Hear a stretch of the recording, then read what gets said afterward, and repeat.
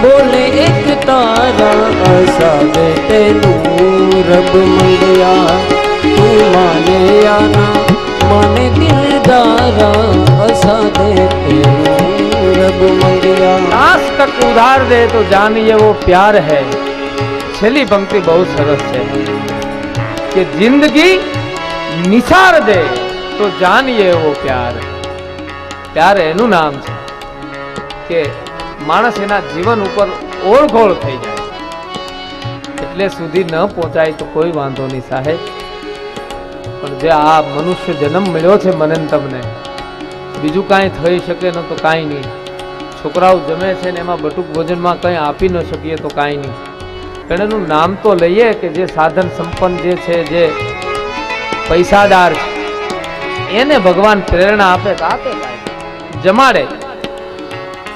માટે મધુર મધુર नाम सीताराम मधुर मधुर नाम सीताराम सीताराम मधुर मधुर नाम सीताराम सीताराम ओ मधुर मधुर नाम सीताराम सीताराम सीताराम सीताराम सीताराम सीताराम सीताराम सीताराम सीताराम सीताराम सीताराम सीताराम सीताराम सीताराम सीताराम सीताराम सीताराम सीताराम मधुर मधुर नाम सीताराम मधुर मधुर नाम सीताराम सीताराम मधुर मधुर नाम मधुर मधुर नाम सीताराम सीताराम यही कलिकालन साधन दूजा यही कलिकालन साधन दूजा जोग यज्ञ जप तप व्रत पूजा राम ही सुमिरिय गाइय राम हे संतत सुनिय राम गुण ग्राम मधुर मधुर नाम सीताराम सीताराम मधुर मधुर नाम सीताराम सीताराम मधुर मधुर नाम सीताराम सीताराम मधुर मधुर नाम सीताराम सीताराम मधुर मधुर नाम सीताराम सीताराम मधुर मधुर नाम सीताराम सीताराम. મકરંદ સાંઈ મકરંદ દવે એમનો એક બહુ સરસ મજાનો દુહો છે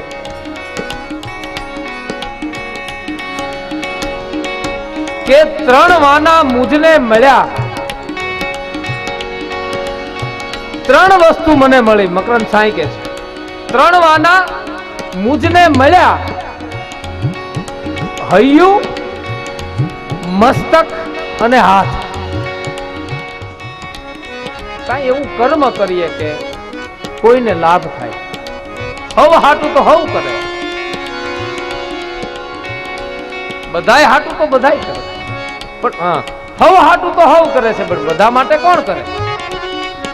બધાય બરાબર ખીચોખીચ બેસી ગયા છે. એવા સમયે મહારાજ જનકે ઉભા થઈ અને બધાનું અભિવાદન કર્યું છે. પધારો રાજા મહારાજાઓ, તમારું સ્વાગત છે. બધાને હાથ જોડ્યા છે. ખીચોખીચ બંદીજનને કહ્યું છે કે આપણી ઘોષણા કરો. બંદીજન બહુ ચતુર છે જનક મહારાજ. બોલે બંદી વચન ભર સુનહુ સકલ મહિપાલ. એ દેશ દેશ થી આવેલા રાજાઓ સાંભળો, પન વિદેહ કર કરી એમ ભુજા ઉઠાઈ વિશાલા બંને હાથ ઊંચા કરીને તમારી સામે પ્રણ કરું છું. નૃપતન ભુજ બલુ દીધું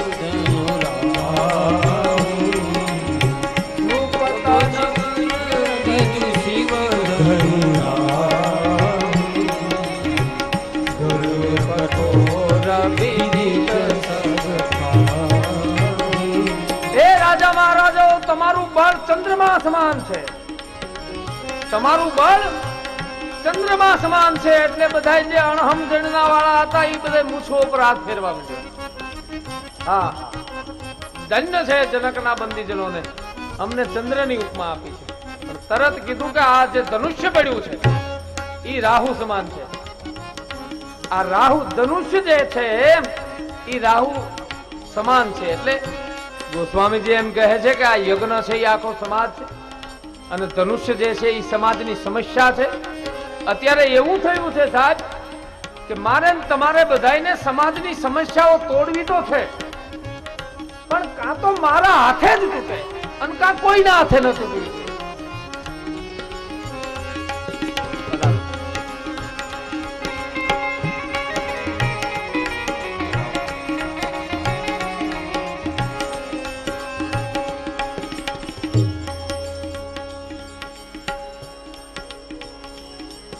હે મહારાજાઓ,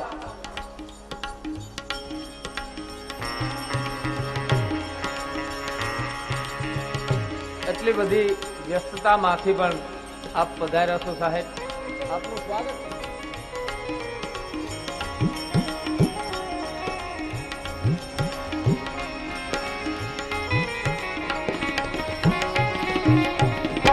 રાવણ રાવણ બાનુ મહાભટ દેખ રાસન ગરી સિધારે. જો રાજાઓ, આ જે તમે આવ્યા છો તમારી શક્તિ ચંદ્રમા સમાન છે અને અહીંયા જે આ ધનુષ્ય પડ્યું છે એ રાહુ સમાન છે. તમે જો ચંદ્રમાની સમાન જો તમારી શક્તિ હોય તો આ ધનુષ્ય જે છે આ સમાજની જે સમસ્યા છે એ તમારી શક્તિને જેમ રાહુ ગળી લે એમ ગળી જાય. રાજા મહારાજો કહે કોઈ વાંધો નહીં, હવે તમે હુકમ ક્યારે કરો છો કે આ ધનુષને ક્યારે તોડવાનું છે? રાવણ જેવો ભટ્ટ મહાબળવાન એ પણ એ સભામાં બેઠો છે.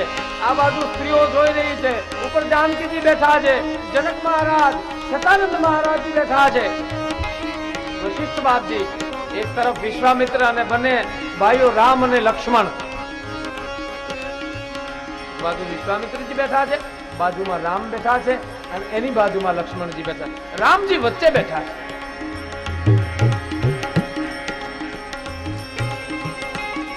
એક રાજા ઉભો થાય છે ધનુષ્ય તોડવા માટે, પરવાનગી મળી છે કે તમારે જેને તોડવું હોય ક્રમ પ્રમાણે એક વારા ફરતી આવો. એક રાજા ઉભો થાય છે, ધનુષ્ય પાસે જાય છે, પકડવાની કોશિશ કરે છે. ધનુષ એક તલના દાણા જેટલું પણ હલતું નથી. એ રાજાની બધી જ શક્તિ ધનુષ્યમાં સમાઈ જાય. એક પછી રાજાઓ બદલતા જાય છે, એની શક્તિ ધનુષ્યમાં સમાતી જાય છે. પછી ગોસ્વામીજી વર્ણન કરે છે એક સાથે 10,000 રાજાઓ ઉભા છે. ભૂપ સહસ 10 એક હી બારા, લગે ઉઠાવન ટરઈન તારા.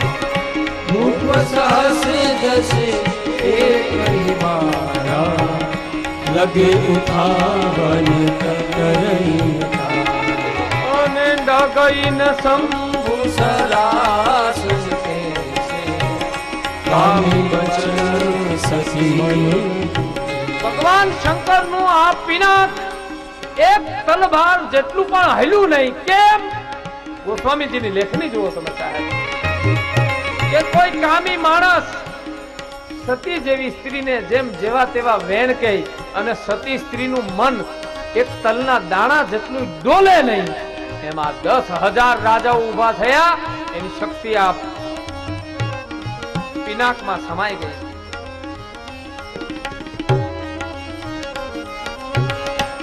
એક પણ રાજાથી ધનુષ્ય હલ્યું નહીં એટલે જનક મહારાજ અકળાણા, ઉભા થયા, આવેશમાં આવી ગયા.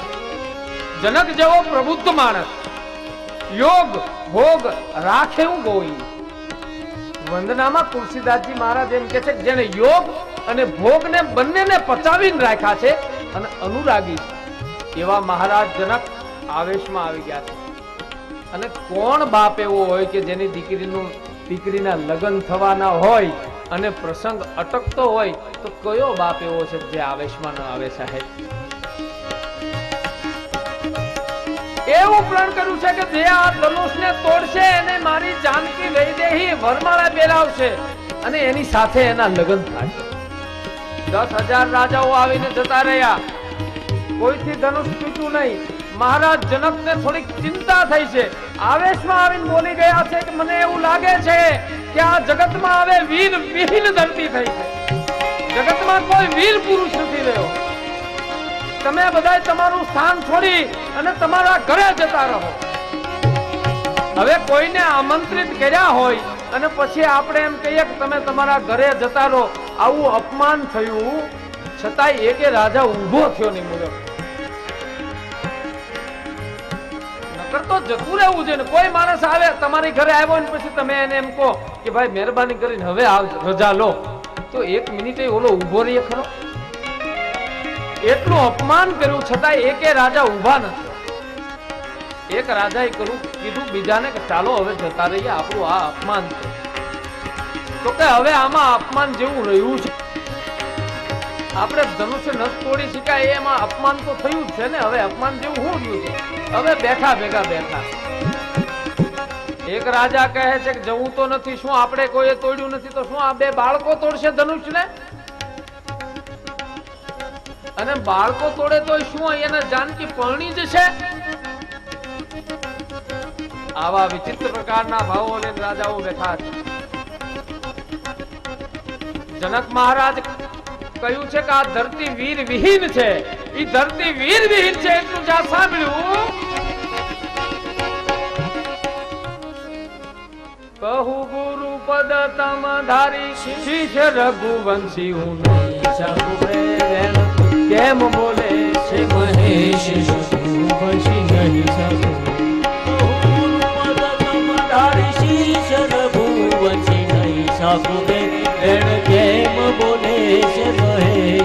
રામચરિત માનસમાં નથી હોતા હે, પણ આપણે ગામડાઓમાં રમાતી રામલીલા એમાં આવે છે.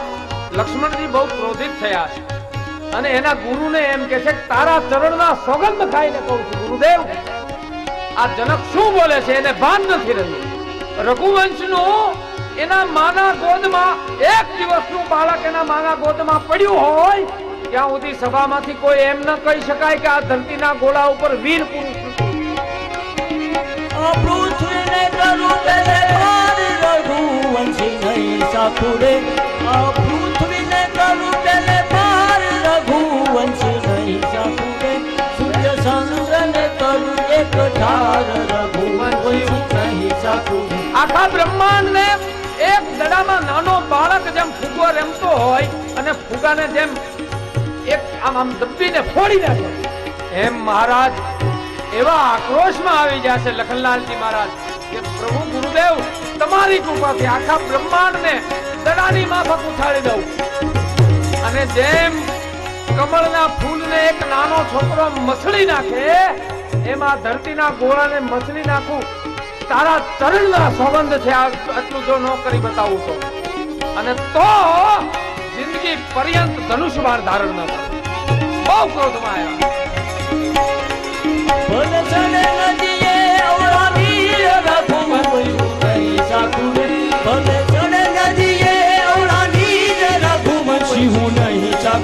નદીના વેણ સમુદ્રમાંથી નીકળીને પાછા પર્વત તરફ ભલે જતા હોય પણ આવા વેણ તો ન થાય. કાતો માણને કરું ચકચૂર રઘુવંશી નહીં સાખું રે. કાતો માણને કરું ચકચૂર રઘુવંશી નહીં સાખું રે. મને આદેશ આપો આગળ આ બાણના ભૂકા કરી નાખું મહારાજ. આમ આવેશમાં આવ્યા છે, વારંવાર બોલે છે જનક. જનકને સમજાવો. રામે કીધું ઘડીક શાંતિ રાખા, આપણો સસરા થવાના. જેવો જેવો નથી રામ કેરો નાથ રઘુવંશી નહીં સાખું રે. જેવો જેવો નથી રામ કેરો નાથ રઘુવંશી નહીં સાખું રે. નથી કરો તો હું અભિમાની વાત રઘુવંશી નહીં સાખું રે. નથી કરો તો હું અભિમાની વાત રઘુવંશી નહીં સાખું. અમારે ગામડાઓમાં નવરાત્રીમાં જ્યારે રામલીલા લમાય ને આ એનું પદ છે. નાનો એવો એવી મંડપ આવો નાખ્યો હોય નાનો. ગામડામાં શું વ્યવસ્થા હોય? એક હાથમાં ખપાટિયાનું તીર ને ભાલું બનાવ્યું હોય, પણ ઈ રૂડા ગરવા રાગે ગાતા હોય ને એવું રૂડું લાગતું હોય સાહેબ. જેવો તેવો તો એ રામ કેલો રાત રામ કેલો રાત રઘુવંશી હું નહીં ચાકુરે. કેમ બોલે છે મહેશ રઘુવંશી હું નહીં ચાકુરે. કેમ બોલે છે મહેશ રઘુવંશી હું નહીં ચાકુરે. વિશ્વામિત્રએ જાણ્યું છે, લક્ષ્મણજીને શાંત કર્યા છે. હે રાઘવ, ગુરુજી એના રાઘવના પીઠ ઉપર પોતાનો જમણો હાથ ફરે. ઉઠો બાપ, આ જનકના મનમાં જે ચિંતા વ્યાપી છે એને ગર્વિત કરો અને તોડો. ઉદય ઉદિત ગિરિમાંચ પર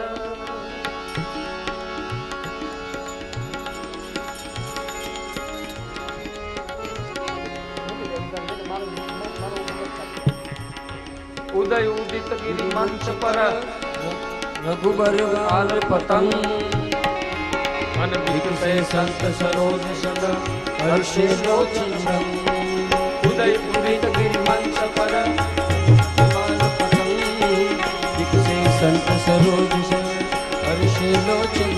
ઉભા થાવ રાઘવ અને જનકના મનનો પરિતાપને કરો. ભગવાન રામ સભાને જોઈ, આ બાજુ ગુરુ મહારાજના ચરણમાં પ્રણામ કર્યા. ઉભા થાય છે ધનુષને તોડવા માટે, સમાજની સમસ્યાને તોડવા માટે. એક વાત તો એવું છે કે આ અહંકારને તોડવા માટે, આ મહારાજાઓ જે બેઠા છે એના અભિમાનને તોડવા માટે, ધરતીનો ભાર ઓછો કરવા માટે. ઉભા થયા. ઉઠે રામ ભંજવું ભવ ચાપા નિજ હુતાત જનક પરિતાપા.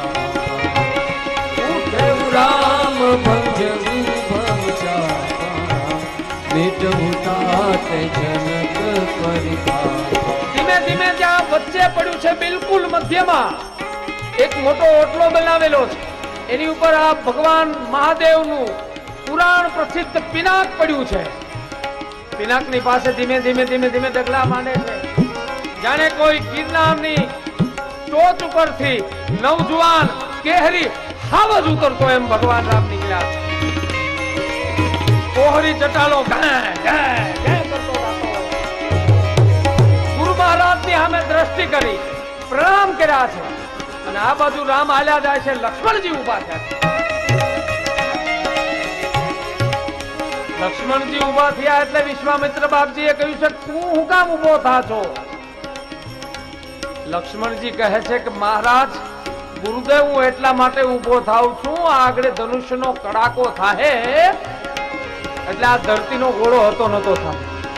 આ ધરતી શેષનો અવતાર છે, આ ધરતી મારા માથા ઉપર છે એટલે આ ધરતીને દબાવીને બેઠો છું.